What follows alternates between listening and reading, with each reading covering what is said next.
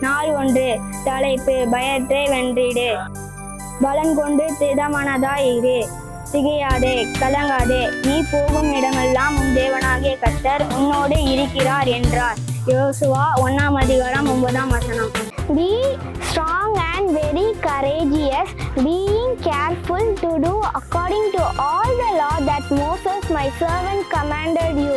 Do not turn from it to the right hand or to the left, that you may have good success wherever you go. Joshua chapter 1 verse 7.